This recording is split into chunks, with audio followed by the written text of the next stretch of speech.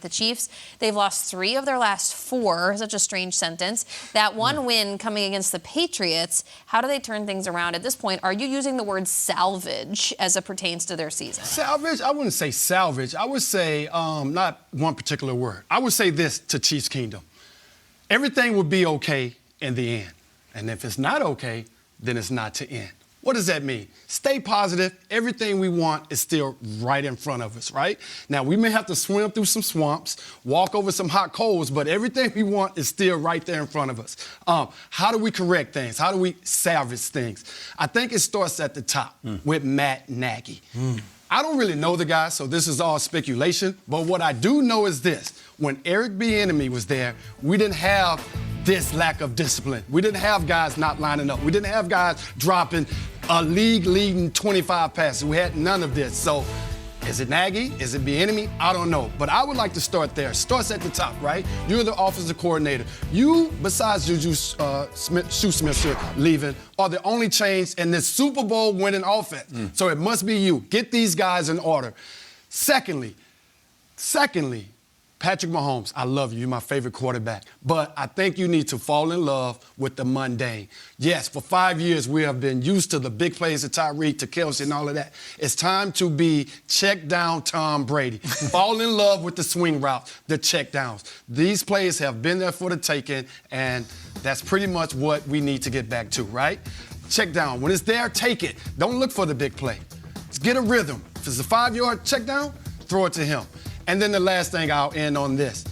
Body language is everything. When you are screaming and yelling at your players, that permeates negatively.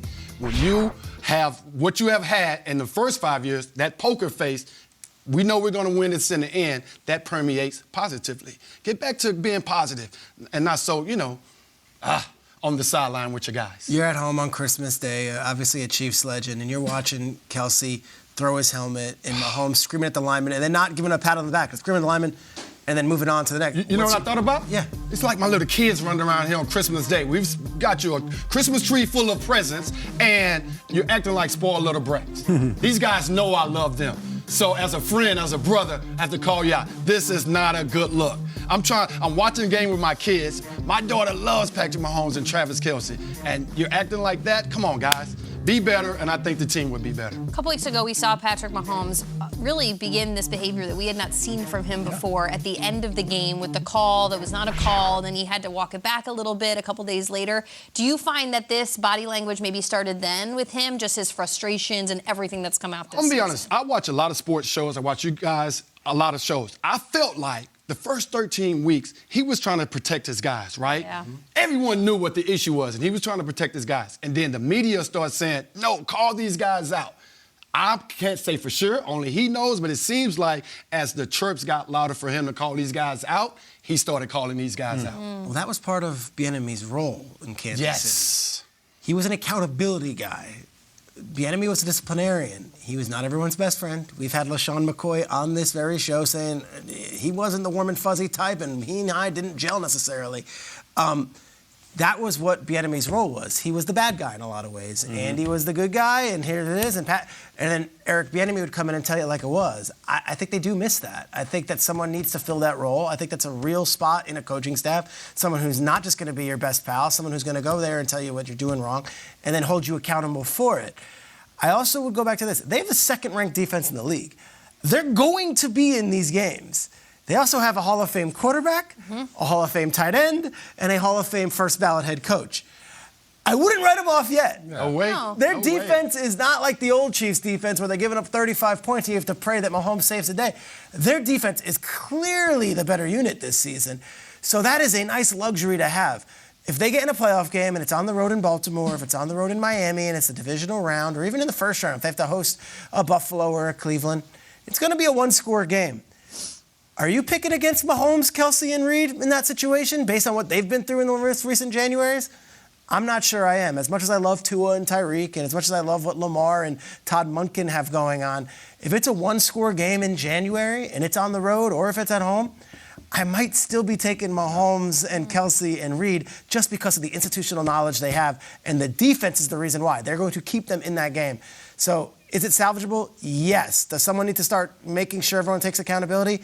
Yes. Do they have to get in a rhythm? Of course.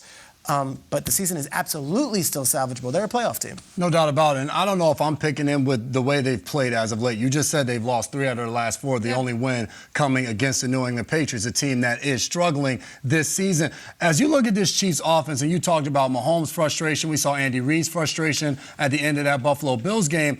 The Mahomes frustration, I think it just has to do with the buildup. You talked about your kids on Christmas morning. When they first start running wild, you're like, all right, kids, like, you understand it's Christmas, so you give them a little leeway. But it gets to the point where it's just like I done told y'all 10 times now to go sit down, and they still haven't done it. For Mahomes, for 13 weeks, I've done what I've always done as the leader of this team. I've taken all the blame. It gets to the point where you've given those guys that time to grow into their roles. And to your point, when you're making mistakes like motions that we've talked about with Kadarius Toney, shifts and different things, not aligning the right way, those are the things that are unforced errors that we have to take advantage of. We can't have those mistakes. So I think Mahomes, of what we're seeing on the sideline, is just a culmination. As we get closer to the end and you haven't figured this thing out, we're running out of time. Like, I have to show you guys a different side, because what we've been doing, it isn't working, because we're not in a position to succeed. And as I look at the Chiefs offense, you have to rely on the running back room. This Chiefs offense isn't what it's been the last few years, where it's Mahomes throwing the ball around, Kelsey getting open, backyard football as Mahomes is scrambling and making plays. Pacheco's in concussion protocol. Hopefully he's healthy. He gets back out there.